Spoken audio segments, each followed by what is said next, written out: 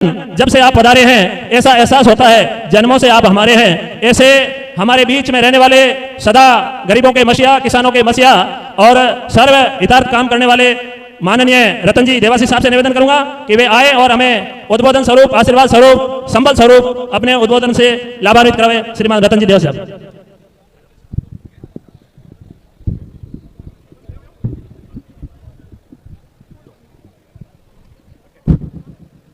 आज के हमारे इस शिक्षक संघ के कार्यक्रम में उपस्थित बहुत सारे जनप्रतिनिधि हैं और नेता भी है, शिक्षक भी है, सरकारी अधिकारी, कर्मचारी, सारे एक से एक बढ़ के हैं। इसलिए कोई नाम छूट जाएगा तो आगे ही तकलीफ की दौर में है, फालतू क्यों खुद ही मोल लेवे आगे होके जैसे लेते आए। इसलिए हाँ, डॉक्टर साहब होते तो भूपेंद्र जी प्रतिनिधि के रूप में आए तो थोड़ा कहना चाहिए, सम्मान के लिए कहना भी पड़ता है, तो एक ले लेते हैं। बाकी तो यहाँ शिक्षक और जनप्रतिनिधि दोनों में बड़े बड़े सूरमा। ये देखो, ये भिनमाल के छुपे हुए सूरज, फिर आवाज वहां तक जाएगी। मैंने इसलिए पहले कहा ना कि कोई नाम छूट जाओ तो रात में मिलने चौराहे पे कि साहब मैंने देखा नहीं, भूल गया। हमारे मित्र देखो, ऐसा है कि जब कुछ नहीं होता तो लोग तो शहरों में जाके और सुबह जब योग करते हैं तो जबरदस्ती, आपको पता है वो लाफिंग शो चलता है, हंसते हैं जोर से। अपने यहाँ तो कुदरत ने दे रखा है तो फिर उसका आनंद क्यों नहीं ले। उपस्थित सभी हमारे सम्मान्य शिक्षक संघ से जुड़े हुए महानुभाव, सभी जनप्रतिनिधि और यहाँ उपस्थित इस संघ से जुड़े हुए सारे शिक्षकगण, पत्रकार मित्र, आज 2 दिन का अधिवेशन है, शुरू से चला है, बरसों बरसों हो गए देखते हुए। और मैं अभी ये पूनम चंद जी बैठे हैं ना भाई, चाय पीछे से ले ले। पूनम जी को देखना है भाई, इसलिए कह रहा था, बाकी नहीं। ये पूनम जी बैठे थे तो जब ये पूनम जी अभी भाषण दे रहे थे ना, पूनम चंद जी आवाज तो भाई गोत्र वाले में नहीं करेंगे आप, वैसे ही सब गोत्र वाले में फंसे हुए हो। ये बोले सियाग बोलो, मैंने कहा अभी और तकलीफ कराओगे मेरे। पूनम चंद जी हमारे उस मूल पैदाइश वाले क्षेत्र से वो है। तो ये जो पूनम चंद जी है ना, पूनम जी अच्छे तो बात, इन पूनम जी को मैं कह रहा था कि पूनम चंद जी भाषण दे रहे थे तो इन्होंने इंकलाब जिंदाबाद। मैंने इनको पूछा, मैंने कहा आपने कभी ऐसा बोला है? पूछा था ना आपको मैंने, तो हमारे क्या काम। मैंने कहा आप लोगों ने हमेशा कहा ठेकेदार संघ जिंदाबाद, तो आपको इंकलाब कब सूझेगा? वो मेरा कहने का तात्पर्य इसलिए था, इन्होंने बात ही मेरी तोड़ दी तुरंत। नहीं तो मैं कहने वाला था कि 20 साल से शिक्षक संघ के कार्यक्रम देख रहे हैं, आना जाना 20 साल से ये नारे देख रहे। उम्र कहां चली गई पता नहीं, सफेदी आ गई उम्र में, ये हो गए। हम तो बालपन में थे तो मध्य में आ गए। इंकलाब सुनते बोलते, सबका काम है, अपनी अपनी संस्था होगा, कोई राजनीति में होगा, कोई सामाजिक क्षेत्र में होगा, कोई किसी संस्था से जुड़ा हुआ होगा।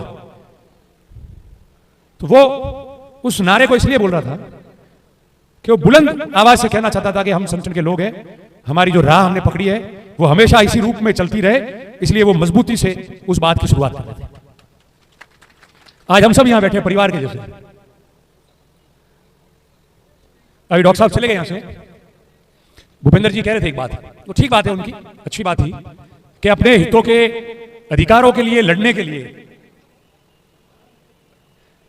शिक्षक संघ जितने भी है, भले 2 या 3 प्रगतिशील हो, बड़ा वाला हो या छोटा वाला हो, कुंबे में से निकले हुए अलग अलग पुत्र हो। अरे सुनो मानसा, सुनो तो सही, बीच में ही बोल लेते हो आप। पहले आप ले मत तोड़ो, हमारी गाड़ी तो ऐसी चलती है, मेरी बात सुनो। वैसे ही इसमें तकलीफ है गाड़ी में, आप वापस इसको ऐसे कर रहे हो। ये समझ गए मानसा मैं क्या बोलना, शायद आप ही बोलने वाला हो। तो हाँ आप समझ में आई, मैंने गाड़ी में कोई बात की थी। तो डॉक्टर साहब जो बोल रहे थे, भूपेंद्र जी जो सुखराम जी के प्रतिनिधि के रूप में आए थे, तो उन्होंने कहा कि भाई सब लोग मिलके जो हितों के लिए लड़ाई है, जो मांगों के लिए लड़ाई है, जो आपके अपने आप को समृद्ध करने के लिए लड़ाई है, उसमें कहीं ना कहीं एक आवाज आनी चाहिए। तो अच्छी बात है। तो ये मानसा इसलिए कह रहे थे कि मैंने इनको कहा रानीवाड़ा से आए तो उस कार्यक्रम में जाके आए, शिक्षक संघ वाली मानसा सुनो, आप सुन तो रहे हो मगर जानने की बात रहा सुनो। तो मैंने इनको गाड़ी में कहा कि आप क्यों नहीं आए कार्यक्रम में? कि मैं इस संगठन का संरक्षक हूं, तो मैं नहीं आ सकता। ये बात इनकी ठीक है, क्योंकि इन्होंने हमेशा साथ रह के इंकलाब जिंदाबाद किया और संगठन को मैंने भी देखा है कि कितना जमा है, कैसे जमा है, 20-22 साल से तो निरंतर देखता आया हूं। तो मैंने कहा आपने संगठन के साथ तो न्याय कर लिया, पर लोगों ने वोट देके जनप्रतिनिधि बनाया है, उस उप प्रधान के पद के साथ आपने आज न्याय नहीं किया। संरक्षक आगे लेके आया मैं, मगर उप प्रधान का जो दायित्व था, भाई समझ में आवे जितना टाइम दियो, मैंने समझ में आवे जितना टाइम मारो गयो मारसा ने समझ में आवे जितना टाइम मिलता। ये तो दौर है, जब आपको मौका मिलेगा तो आप सब सीख नहीं पाओगे, समय लगेगा, मगर समय जाने के बाद में फिर वो जिम्मेदारी नहीं मिलेगी जिसे ठीक करना। मेरे कहने का तात्पर्य इसलिए है कि मारसा होते वहां तो आपकी संयोग मांगों के लिए इन जैसे व्यक्ति जो है सारे वो हमेशा पुल के लिए काम करते, और संगठन भले कितने ही हो अलग अलग, मगर शिक्षक हितों की रक्षा और संरक्षण की बात जब भी आती तब ऐसे व्यक्ति और हम सब मिलकर एक आवाज में बात करते, तो गौरवान्वित होकर उस फैसले के लिए हम भी खड़े रहते, न्याय मांगने के लिए और संघर्ष करने के लिए। मेरे कहने का मतलब ये था। होता क्या है, आप सब अपने हो, जब अलग अलग आते हैं, अलग अलग बात करते हैं, तो वो अलग अलग बात करने के अंदर जब घर में ही एक व्यक्ति कोई हो जाता है, निकल जाता है, तो इतने बड़े कुनबे में तो एक दो निकल ही जाते हैं जो व्यक्तिगत इंटरेस्ट की भी बात करते हैं। और जब वो व्यक्तिगत इंटरेस्ट की बात करते हैं तो वो जो आपकी बात है वो पिटती है और आपस में मेल मिलाप भी नहीं हो पाता। मैं इसलिए कह रहा हूं कि मैं छात्र राजनीति से हूं, खूब कार्यक्रम शिक्षक संघ के भी किए होंगे, गए होंगे, वो दौर भी देखे, वो दौर भी देखा है जब आपस की शिक्षकों की प्रतिस्पर्धा में, संगठन की प्रतिस्पर्धा में, और संघ के अंदर भी राजनीतिक रूप में से जब देखा गया, उस प्रतिस्पर्धा को भी मैंने देखा है, और उसकी वजह से मेरा इलाज होते हुए भी मैंने देखा है और अनुभव लिया। तो जीवन तो अनुभव के ऊपर चलता है, तो वो दौर जो देखे हैं उसके आधार पर मैं ये बात कर रहा हूं। आज जो भी मांगे आपको, निश्चित तौर पे इतना बड़ा ये वर्ग है और मूल शिक्षा से जुड़ा हुआ ग्रामीण अंचलों में सबसे ज्यादा आप लोग बसते हो, जहां इस देश की आत्मा बसती है, गांधी जी कहते थे, वहां बच्चे तैयार होकर आते हैं आपके सानिध्य में, संरक्षण में, शिक्षा में, मार्गदर्शन में। और जब भी आपकी मांगे आए, अभी वहां भाषण कर रहे थे साहब ओपीएस के लिए धन्यवाद, तो मुझे मेरे मन में डाउट था कि मैंने कहा जैसी शैली है कि धन्यवाद देवे तो ठीक है, और कहीं धीरे से बोल दिया कि दो विसंगतियां रह गई है, और प्रिंसिपल साहब जोगाराम वैसे ही हुआ। मैं खुश हुआ कि ओपीएस का धन्यवाद दे रहे थे, मगर दो विसंगतियां रह गई है। मैंने कहा मेरी भी 9 साल से रह गई है, पूरी नहीं हो रही है, आप लोग पूरी तो करो। कैसे पूरी होगी? तो मैंने उनको कहा, पसंद दिया, मैंने कहा भाई आपने कहा जो विसंगतियां एमपीएस की रही है या ओपीएस के ऊपर वो आड़े आ रही है, तो जिसके हाथ में था उसने तो दे दिया, अब संघर्ष करो जो नहीं दे रहा है उसकी वजह से। तो आप चाहो तो मैंने कहा मैं तैयार हूंगा आपके साथ। उन्होंने कहा साहब हम जो सांसद है, जो विधायक है, जो केंद्र से ताल्लुक रखते हैं, उनका घेराव करेंगे। मैंने ऐसे मत बोला, आप शुरू में ही बजट खा रहे हो। भावना आपकी सही है, भावना मेरी भी सही थी, बोल के मैंने भी बजट खाया, आप भी बोल के बजट खा रहे हो।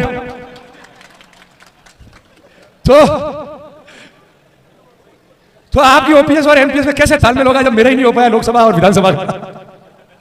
तो मैंने उनको कहा ऐसा मत करो, आपको हमारी मांग लेके जाएंगे, एमएलए साहब के पास जाएंगे, नारायण सिंह जी के पास, एमपी साहब के पास जाएंगे, देवजी भाई के पास, वो हमारे एमपी एमएलए किसी के नहीं है, क्षेत्र के है, हमारा संरक्षण वो करेंगे, मेरे भी एमएलए एमपी वो है, और अपन जाएंगे उनको ज्ञापन देने, बुद्धाराम जी को बीच में से साथ ले जाएंगे, इसी में क्या मालूम क्या कोई दोस्ती हो जाए ढंगी, ले जाएंगे, चलो भाई बुद्ध राम जी सब आओ, तो जाके ज्ञापन देंगे कि आप लोग बात रखो, मांगे रखो, इतना बड़ा वर्ग है, राजनीति चलती जाएगी, वोट चलती जाएगी। देखो मैं आपको बताऊं, जितने शिक्षक यहां बैठे हैं, जरूरी नहीं है कि सब बीजेपी को वोट दें, जरूरी नहीं है सब कांग्रेस को वोट दें, ना कोई देता है।